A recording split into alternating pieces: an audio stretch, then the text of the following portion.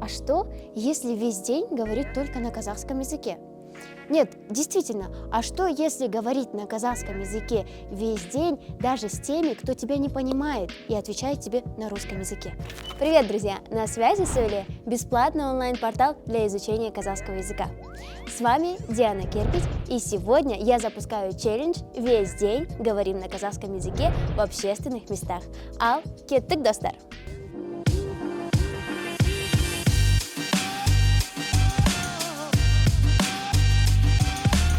Сәлем, достар! Бүгін мен айтып кеткендей, қоғамдық орындарында қазақ тілінде сөйлейтін боламын. Сегодня, как я уже говорила, я буду говорить в общественных местах на казахском языке. Мен үшін бұл үлкен сынақ болып тұр. Себебі мен шала қазақтардың бірімін деп айтса болады. Для меня это большое испытание, потому что я одна из тех, кого называют шала казақ. Шала казақ деп қазақ тілінде орыс сөздерді қосып айтатын адамдарды ойнап айтады. Шала казах так в шутку называют людей, которые в казахскую речь добавляют русские слова. Мысалы, давайте чисто қазақша сөйлесіп үйренейік, достар. Надеюсь, түсініңдер. Шынымды айтсам, мен өте қатты қобалжып тұрмын. Лайктарыңызды басып, қолдап қойыңыздар. Честно говоря, я очень сильно волнуюсь. Поддержите, пожалуйста, вашими лайками. Бүгінгі челленджімізді дәмханадан бастайтын боламыз. Себебі мен таңғы асымды ішпей шығып кеттім. А сегодняшний челлендж мы начнем с кафе, потому что я не успела позавтракать. Поехали!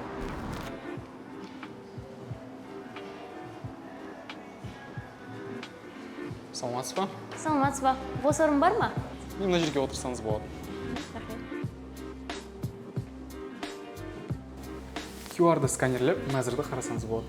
Осы дәмхана электрондық менюмен жасайды екен. Это кафе работает с электронным меню.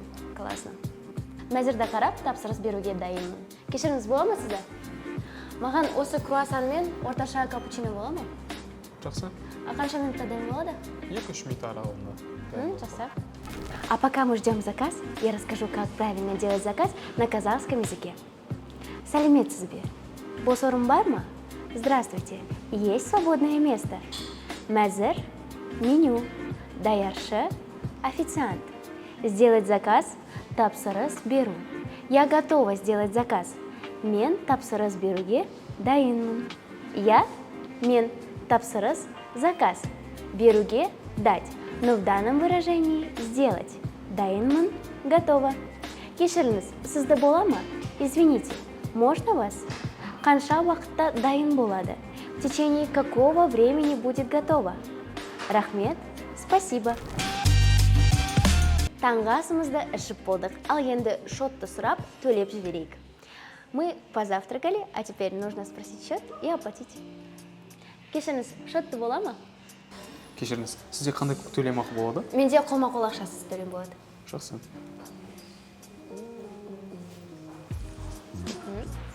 Рахмет, өте дәмді болды. Ас болсын, сау болыңыз. Сау болыңыз.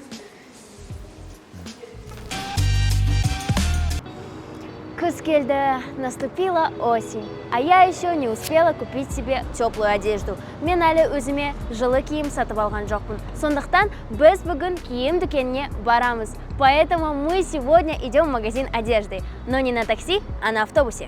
Бірақ таксимен емес, автобуспен.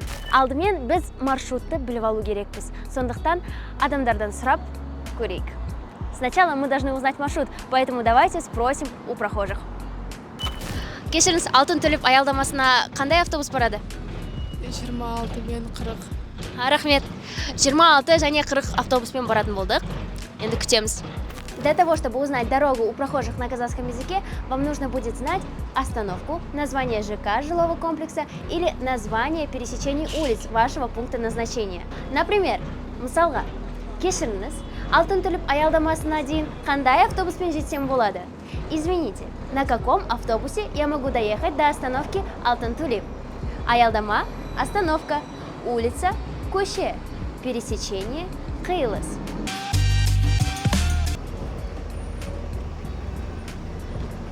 Давай сюда.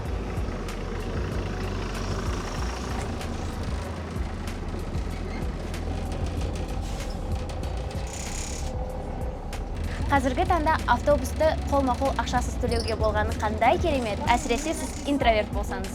Как хорошо, что сейчас в автобусе можно оплачивать без наличной оплаты. Особенно это хорошо, если вы интроверт.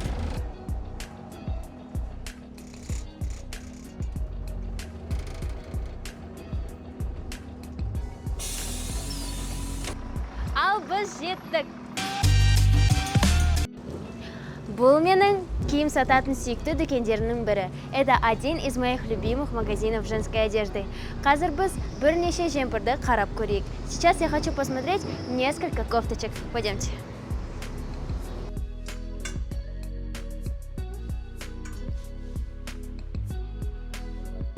Кешіріңіз, маған осы жерден өлшемі келе ме? Өлшемі әрине келеді, өйткені бұл жерде стандарт. Стандарт. Осы көйлек маған жарасатын сияқты, бірақ өлшемі бір өлшемге кішкентай болса екен ғой. Эта рубашка, по-моему, мне идет. Но если бы размер был на один размер меньше, я бы ее взяла. Осы тоқыма маған өте ұнады. Түсі де аппақ.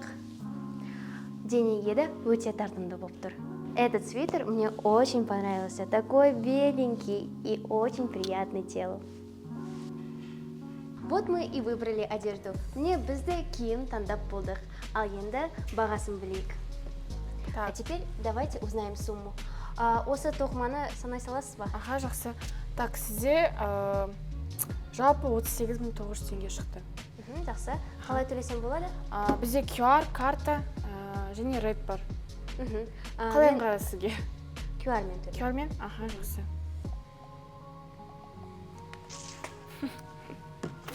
Енді киім дүкенінде қолданатын сөздерді қайталап өтейік. А теперь давайте повторим слова, которые мы используем в магазине одежды. Киім – одежда, өлшем – размер, кофта – жейде, рубашка – көйлек, тоқыма – свитер, брюки – шалбар. Кешіріңіз, көмектесе аласыз ба? Извините, не могли бы вы помочь? Киіну бөлмесі қайда? Где примерочная? Маған кішірек өлшем керек. Мне нужен размер поменьше. Маған үлкенірек өлшем керек. Мне нужен размер побольше. Бұл қанша тұрады? Сколько это стоит? Маған сұр түсті үлгі керек. Мне нужна эта модель в сером цвете.